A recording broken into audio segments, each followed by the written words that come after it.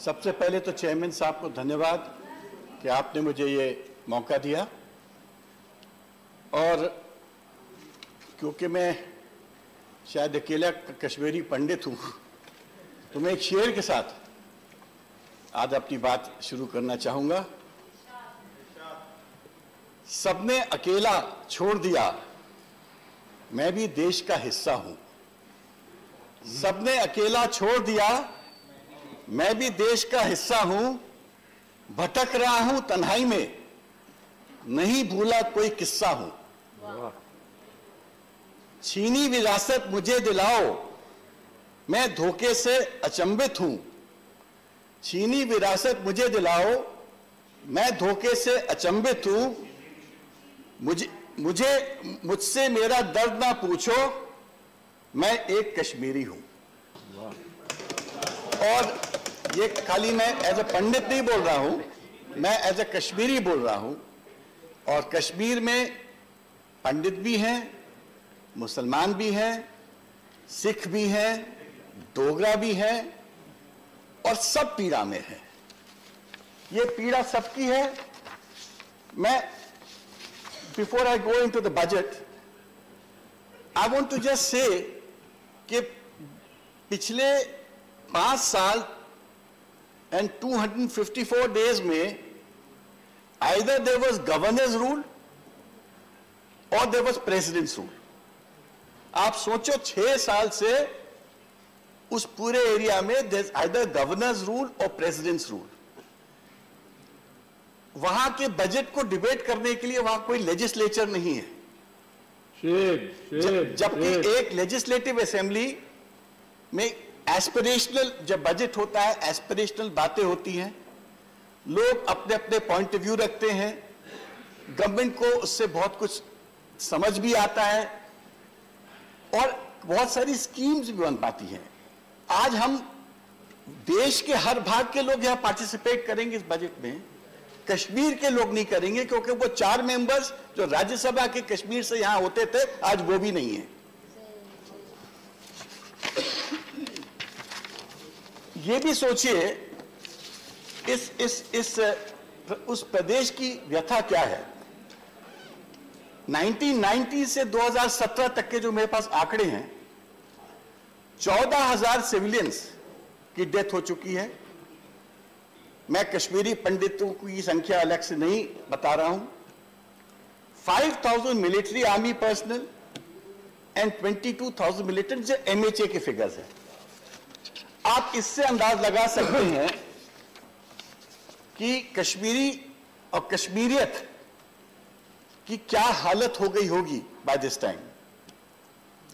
I am reminded of a phrase by James Austin during the American revolution, taxation without representation is a tyranny. Sir, Kashmir is not just about Article 370. Kashmir is much bigger than Article 370. Correct. Jammu and Kashmir and Ladakh हमारे देश के एक अंग हैं। करोड़ों लोग वहां रहते हैं, उनकी कुछ विजन्स हैं, उनके कुछ एस्पिरेशंस हैं। अगर हम उन विजन एस्पिरेशन को बिना सुने उनका बजट हम डिसाइड करेंगे, इससे आपको समझ आएगा कि वहां के लोगों के ऊपर क्या पीड़ा इस वक्त होगी। Before I come two figures, let me tell you, budget allocation for higher education has declined by 30%. Budget for cultural head has declined. Power development has declined. Public health engineering has declined. All this is happening because priority के लिए जो एक discussion होना चाहिए, priority के लिए जो एक meeting of minds होनी चाहिए, वो possible नहीं है, क्योंकि वहां असेंबली नहीं है और यहां पर उनके नुमाइंदे नहीं। Before I take you to some subjects, budget के जो प्रावधान होते हैं, अगर आप उसको एज एन अरिथमेटिकल फिगर देखते हैं तो you just read those figures and pass the budget. But if budget was just arithmetic, then what happens to the people? क्योंकि आज ये बजट जब पास हो जाएगा और लोकसभा को चला जाएगा, उसके बाद वहां होगा क्या? क्या आपको मैं स्मरण दे रहा हूं, हम लोग कुछ दिन पहले as a parliamentary delegation Srinagar में थे, वंदना जी भी थी, त्रिची जी भी थे, नागर साहब भी थे और बाजवा जी भी थे। हम लोग जब डल लेक में गए, डल लेक की जो हालत देखी तो रोना आया। पूरे वीड्स भरे थे, 2 या 3 मशीन चल रही थी। अगर कश्मीर की सुंदरता डल लेक से नापी जाती थी तो where is that Dal lake, where is that Nagin? और आज 5-7 साल हो गए हैं, आपने 2 मशीन लगा दी और आप बहुत खुश हो कि बहुत काम हो रहा है वहां पर। फॉरेन निवेश क्या हो रहा है? कौन फॉरेनर आएगा? जब कश्मीरी पंडितों को ही सिक्योरिटी नहीं है वापस जाने की, आप बता दीजिए। मैंने उस दिन भी बोला था, जिस दिन आज से 2 साल पहले जब वो रीऑर्गेनाइजेशन एक्ट पास हुआ था और कॉन्स्टिट्यूशनल अमेंडमेंट आया था, कि क्या इससे कश्मीरी पंडित वापस चले जाएंगे? और मैंने तो होम मिनिस्टर साहब को उस दिन ये भी बोला था, अगर कश्मीरी पंडित वापस चले जाएंगे तो मैं आपको सेंट्रल हॉल में चाय पिलाऊंगा। वो भी मौका मुझे आज तक नहीं मिला, क्योंकि कौन जाएगा? अब मैं आपको बता सकता हूं, फॉरेन डायरेक्ट इन्वेस्टमेंट अगर कभी होगा तो सबसे पहले एक्सपैट्रिएट कश्मीरीज करेंगे। आप कश्मीरी पंडितों से बात करिए, आपको समझ आएगा how much they want to invest in Kashmir. But to invest in Kashmir you first have to create a climate for them. If there is no climate for them, who is going to invest? आप वहां शिकारे वालों से पूछिए, उनकी हालत क्या है। आप वहां के बोटमैन से पूछिए, उनकी हालत क्या है। आप वहां जो वहां पर जो घोड़े वाले हैं, पोनी वाले हैं, जो ढोते हैं सामान, उनसे पूछिए उनकी हालत क्या है। Does this budget reflect this pain and agony?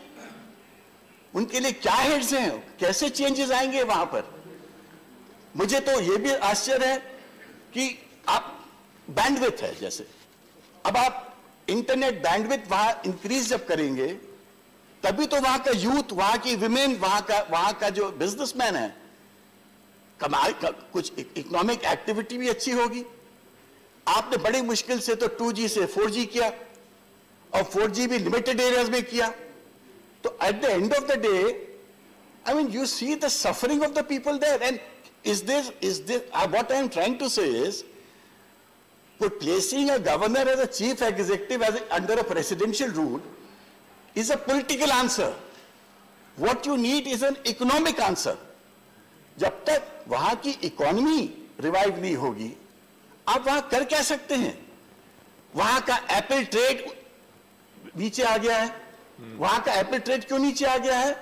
क्योंकि नेबरिंग कंट्रीज का एप्पल इंडिया में फ्लड हो चुका है। जो 1500 रुपए रेट था वो 700 पे आ गया है। जो चाइना से एप्पल और आसपास से जो एप्पल आता था, इंडिया में फ्लड हो चुका है और कश्मीर का एप्पल के रेट्स गिर चुके हैं। वहां की सैफ्रॉन इंडस्ट्री का क्या हुआ? आप देख लीजिए, प्रोडक्शन के बेबस ऑफ फिगर्स हैं। वहां की जो आर्टिजन्स हैं, कश्मीर है द बेस्ट आर्टिजन्स।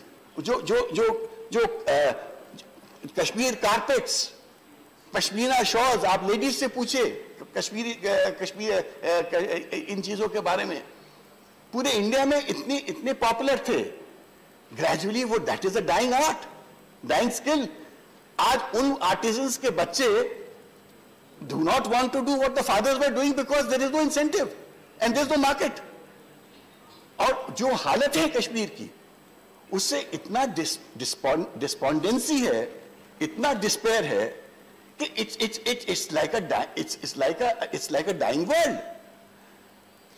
आप माउंटेनियरिंग के लिए सोच सकते थे।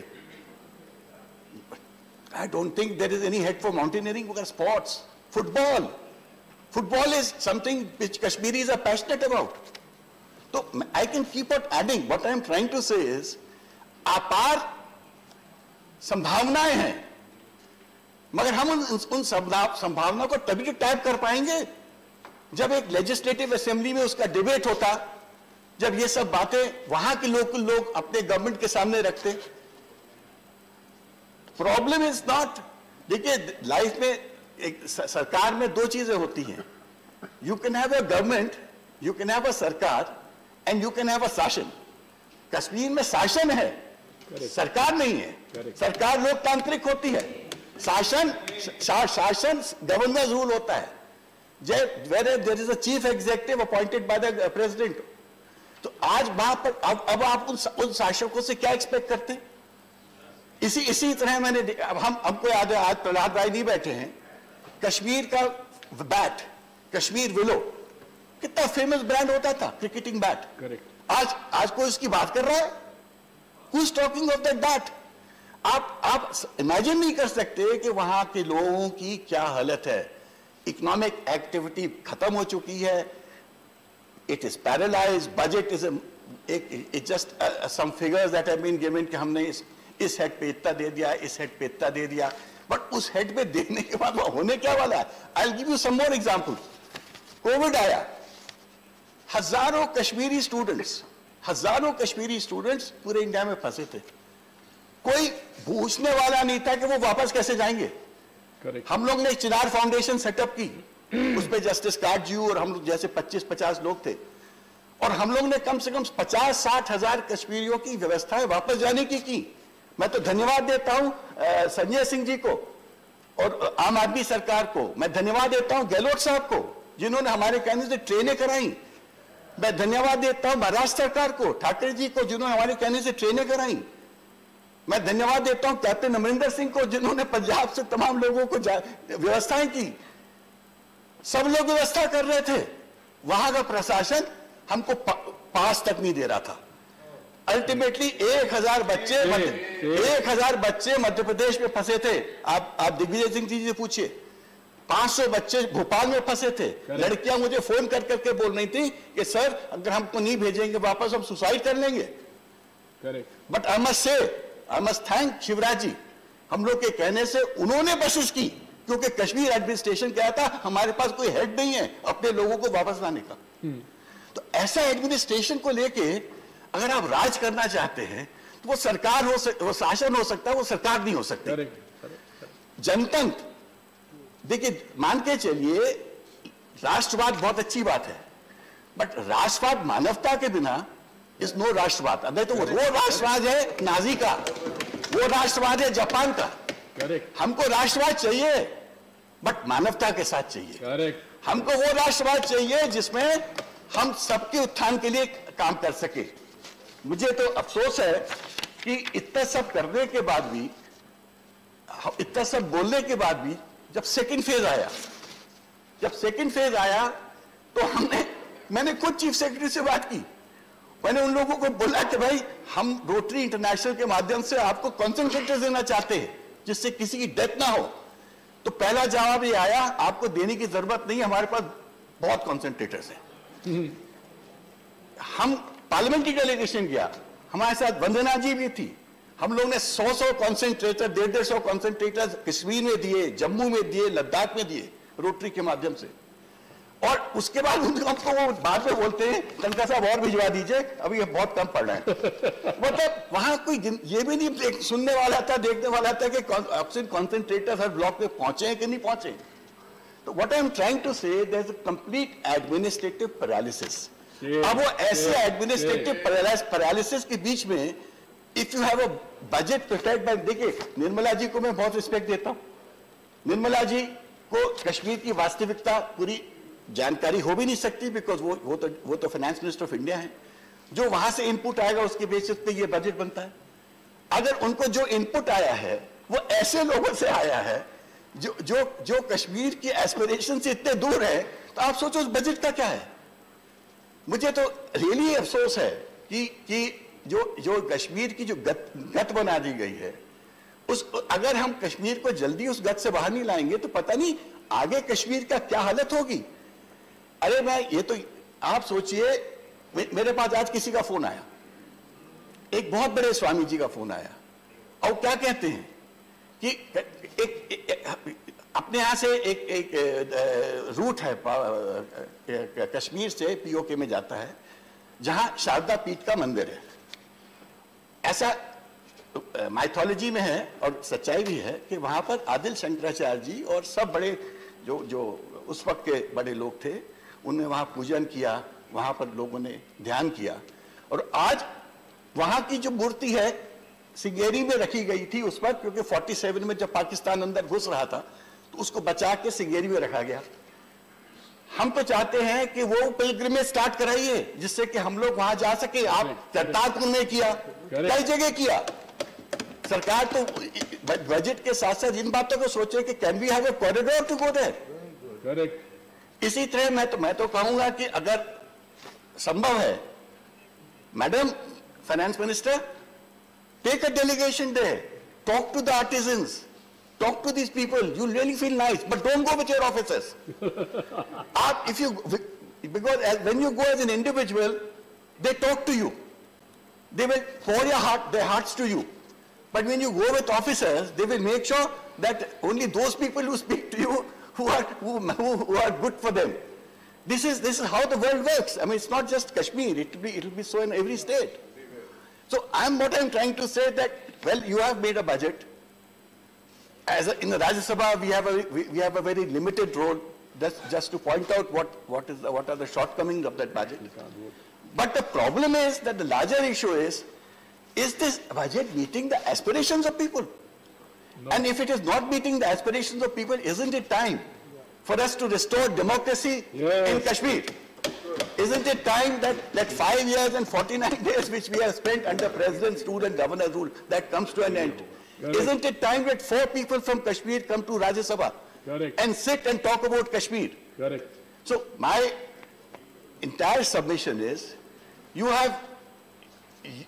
sitting here are doing your best. I know it's a constitutional position. You as finance minister in a president's rule, the state assembly is not there, so you have to place your budget proposals before this Lok Sabha and Rajya Sabha. But at the end of the day, if we just keep endorsing it mechanically, are we doing justice with the people of Kashmir? So my last point is, I'm a Kashmiri Pandit. There is a huge issue of Kashmiri Pandits.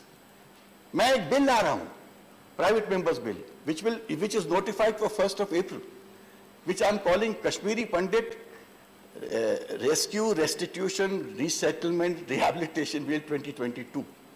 मैं तो folded hand से, I will appeal to the entire house. Yes. Please support that bill that day. Yes.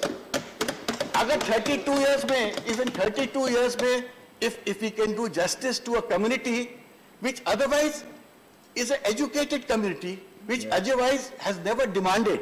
हमने झगड़ा नहीं किया streets में, हमने पत्थर नहीं फेंके, हमने ट्रेन नहीं रोकी, हमने बिल्डिंग नहीं जलाई, बिकॉज हम लोग पढ़े लिखे थे, हम लोग सभ्य थे और हमारी संख्या कम थी। हम अपना काम में लग गए, मगर दिल में तो तमन्ना है कि once we should go back to Kashmir. Yes. सबके दिल में तमन्ना है. Yes. So let us. This is one time when we should all join hands to ensure that justice is done to Kashmiri Pandit. Thank you. Jai Hind. बहुत बढ़िया. Thank you. Very nice. बहुत बढ़िया. धन्यवाद विवेक जी. Doctor Anil Jain ji.